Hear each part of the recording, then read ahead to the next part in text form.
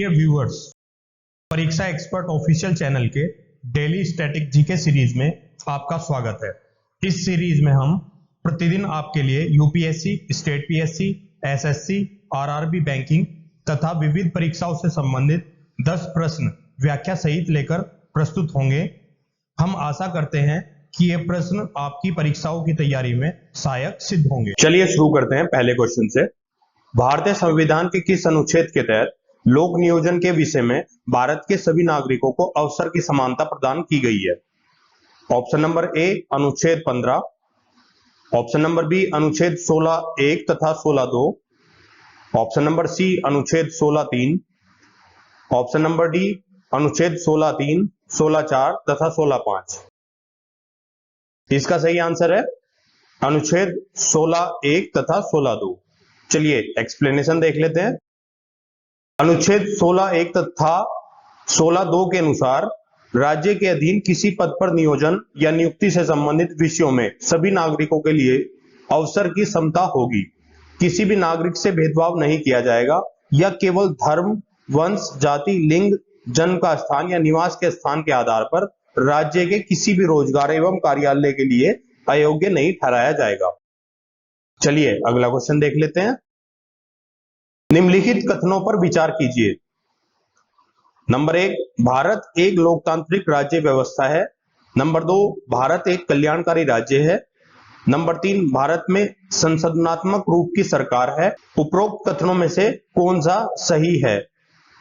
Option number ए केवल एक, option number B 2 और 3, ऑप्शन नंबर सी 1 और 2 और 3, ऑप्शन नंबर डी 1 और 2। इसका सही आंसर है 1, 2 और 3। चलिए एक्सप्लेनेशन देख लेते हैं। भारत का संविधान केंद्र और राज्यों दोनों में सरकार के संसदीय स्वरूप की व्यवस्था करता है। अनुच्छेद 74 तथा 75 केंद्र में संसदीय व्यवस्था का उपबंध करते हैं। अनुच्छेद 163 और 164 के तहत राज्यों में भारतीय संविधान के तहत भारत में एक लोकतांत्रिक राज्य व्यवस्था है, जहां प्रत्येक 5 वर्ष के उपरांत जनता अपने प्रतिनिधियों का निर्वाचन कर संविधान संगत लोकतांत्रिक सरकार का गठन करती है। संविधान निर्माताओं द्वारा राज्य की नीति के निर्देशक तत्वों द्वारा कल्याणकारी सरकार की संकल्पना को साकार किया गया है। चलिए अगला क्वेश्चन देख लेते हैं। किसके द्वारा कहा गया था कि भारत एक अर्धसंघीय राज्य है? Option number A Ivor Jennings द्वारा, option number B D Basu द्वारा, option number C K C Wheare द्वारा, option number D G Austin द्वारा। इसका सही आंसर है केसी व्हीलर द्वारा। चलिए एक्सप्लेनेशन देख लेते हैं। ग्रीनविल ऑस्टिन कहते हैं यह सहकारी संघ व्यवस्था है। यद्यपि भारत के संविधान ने मजबूत केंद्र सरकार का निर्माण किया है, इसके राज्यों को भी कमजोर नहीं किया गया है, जबकि केसी व्हीलर के अनुसार भारत का संविधान अर्धसंघीय है। भारतीय संविधान की प्रकृति संज्ञात्मक या एकात्मक, इसके संबंध में विद्वानों के अलग अलग मत हैं। आइवर जेनिक्स कहते हैं यह मजबूत केंद्र वाला संघ है। उन्होंने महसूस किया कि भारतीय संविधान मुख्यतः संघीय है, जो राष्ट्रीय एकता एवं तरक्की के अनोखे कवच के साथ विद्यमान है। चलिए अगला क्वेश्चन देख लेते हैं। निम्नलिखित में से किसको विधि के शासन के प्रमुख लक्षणों के रूप में माना जाएगा? नंबर 1 शक्तियों का परिसीमन, नंबर 2 विधि के समक्ष समता, नंबर 3 सरकार के प्रति जन उत्तरदायित्व, नंबर 4 स्वतंत्रता एवं नागरिक अधिकार। नीचे दिए गए कूट का प्रयोग कर सही उत्तर का चयन कीजिए। ऑप्शन नंबर ए केवल 1 और 2, ऑप्शन नंबर बी केवल 2 और 4, ऑप्शन नंबर सी केवल 1, 2 और 4, ऑप्शन नंबर डी 1, 2, 3, 4। इसका सही आंसर है केवल 1, 2 और 4। चलिए एक्सप्लेनेशन देख लेते हैं।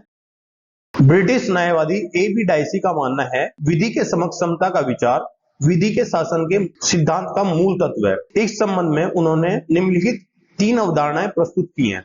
नंबर 1 इच्छाधीन शक्तियों की अनुपस्थिति, अर्थात किसी भी व्यक्ति को विधि के उल्लंघन के सिवाय दंडित नहीं किया जा सकता है। नंबर 2 विधि के समक्ष समता अत्य आवश्यक है। कोई व्यक्ति जिसमें अमीर गरीब, ऊंचा नीचा, अधिकारी गैर अधिकारी शामिल है, कानून के ऊपर नहीं है। नंबर 3 व्यक्तिगत अधिकारों की प्रमुखता, अर्थात संविधान व्यक्तिगत अधिकारों का परिणाम है, जैसा कि न्यायालयों द्वारा इसे परिभाषित और लागू किया जाता है। न कि संविधान व्यक्तिगत अधिकारों का स्रोत है। पहले एवं दूसरे कारक ही भारतीय व्यवस्था में लागू हो सकते हैं, तीसरा नहीं। भारतीय व्यवस्था में संविधान व्यक्तिगत अधिकारों का स्रोत है। भारतीय संविधान सरकार का जनता के प्रति उत्तरदायित्व वर्णित करता है, ना कि जनता का सरकार के प्रति उत्तरदायित्व। चलिए अगला क्वेश्चन देख लेते हैं। एक राज्य को संघ में सम्मिलित करने तथा नए राज्यों की स्थापना करने की शक्ति निम्नलिखित में से किसे प्राप्त है? ऑप्शन नंबर ए संसद को, ऑप्शन नंबर बी लोकसभा को, ऑप्शन नंबर सी राजनीतिक दलों को, ऑप्शन नंबर डी केंद्र सरकार को। इसका सही आंसर है संसद को। चलिए एक्सप्लेनेशन देख लेते हैं। संविधान के अनुच्छेद 2 में संसद को यह शक्ति दी गई है कि संसद विधि द्वारा ऐसे निबंधनों और शर्तों पर जो वह ठीक समझे संघ में नए राज्यों या प्रवेश या उनकी स्थापना कर सकेगी। इस तरह अनुच्छेद 2 संसद को 2 शक्तियां प्रदान करता है। नंबर 1 नए राज्यों को भारत के संघ में शामिल करने की शक्ति, नंबर 2 नए राज्यों का गठन करने की शक्ति। चलिए अगला क्वेश्चन देख लेते हैं। कथन ए अस्पृश्यता संरचनात्मक हिंसा का खराब स्वरूप है। कारण आर अस्पृश्यता के चलन का आधार धार्मिक स्वीकृति है। उपरोक्त कथनों पर विचार कीजिए तथा नीचे दिए गए कूट से सही उत्तर का चयन कीजिए। ऑप्शन नंबर ए और आर दोनों सत्य हैं और आर ए की सही व्याख्या करता है। ऑप्शन नंबर बी ए और आर दोनों सत्य हैं परंतु आर ए की सही व्याख्या नहीं करता है। ऑप्शन नंबर सी ए सत्य है परंतु आर गलत है। ऑप्शन नंबर डी ए गलत है परंतु आर सत्य है। इसका सही आंसर है ए और आर दोनों सत्य हैं और आर ए की सही व्याख्या करता है। चलिए एक्सप्लेनेशन देख लेते हैं। संरचनात्मक हिंसा से तात्पर्य ऐसे सुनियोजित तरीके से है जिसके जरिए समाज किसी व्यक्ति को हानि पहुंचाता है एवं उन्हें अवसरों से वंचित करता है। अस्पृश्यता जिसे आम बोलचाल में छुआछूत भी कहा जाता है, जाति व्यवस्था का एक घृणित पहलू है जो धार्मिक एवं कर्मकांडीय दृष्टि से शुद्धता एवं अशुद्धता के पैमाने पर सबसे नीची माने जाने वाली जातियों के सदस्यों के विरुद्ध अत्यंत कठोर सामाजिक दंडों का विधान करता है। अस्पृश्यता को इसी कारण धार्मिक स्वीकृति प्राप्त हो जाती है। चलिए अगला क्वेश्चन देख लेते हैं। निम्नलिखित संविधान संशोधनों में से किसके द्वारा सिक्किम को पूर्ण राज्य का दर्जा प्रदान किया गया था? ऑप्शन नंबर ए 34वें द्वारा, ऑप्शन नंबर बी 35वें द्वारा, ऑप्शन नंबर सी 36वें द्वारा, ऑप्शन नंबर डी 37वें द्वारा। इसका सही आंसर है 36वें द्वारा। चलिए एक्सप्लेनेशन देख लेते हैं।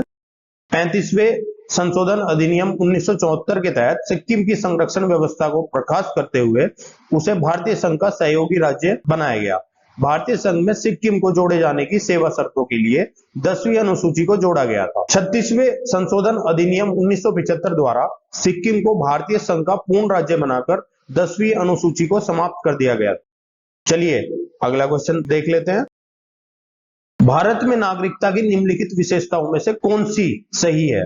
ऑप्शन नंबर ए राज्य और राष्ट्र की दोहरी नागरिकता, ऑप्शन नंबर बी राज्य की एकल नागरिकता, ऑप्शन नंबर सी संपूर्ण भारत की एकल नागरिकता, ऑप्शन नंबर डी भारत और अन्य देश की दोहरी नागरिकता।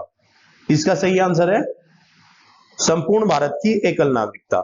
चलिए एक्सप्लेनेशन देख लेते हैं। यद्यपि भारतीय संविधान संघीय है और इसने दोहरी राज पद्धति को अपनाया है, लेकिन इसमें केवल एकल नागरिकता की व्यवस्था की गई है, अर्थात भारतीय नागरिकता। यहां राज्यों के लिए कोई पृथक नागरिकता की व्यवस्था नहीं है, जैसे अन्य संघीय राज्यों जैसे अमेरिका एवं स्विट्जरलैंड में दोहरी नागरिकता की व्यवस्था को अपनाया गया है। चलिए अगला क्वेश्चन देख लेते हैं। निम्नलिखित में से कौन सा कथन सही है? Option number A Cripps mission 1942 द्वारा मूल अधिकारों को संविधान में शामिल करने की सिफारिश की थी।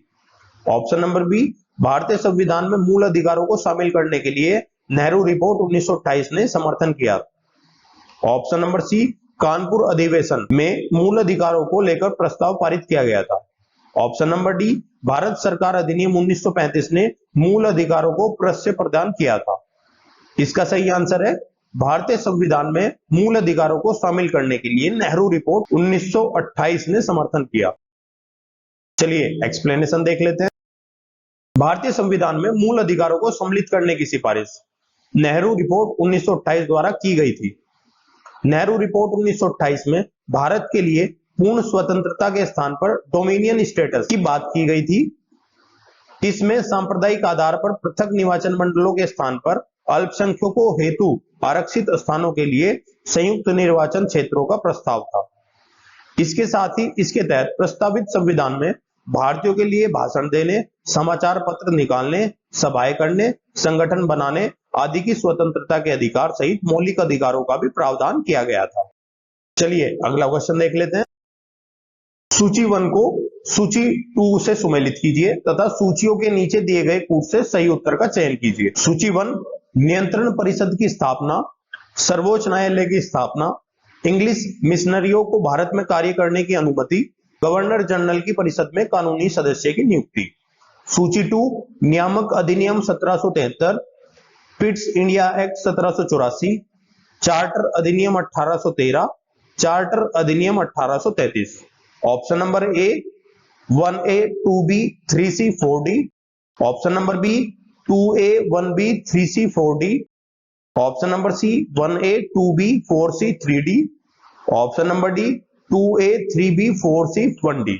इसका सही आंसर है 2A 1B 3C 4D। चलिए एक्सप्लेनेशन देख लेते हैं। नियामक अधिनियम 1773 के अंतर्गत कलकत्ता में 1774 ईस्वी में एक उच्चतम न्यायालय की स्थापना की गई, जिसमें मुख्य न्यायाधीश और 3 अन्य न्यायाधीशों की नियुक्ति की गई थी।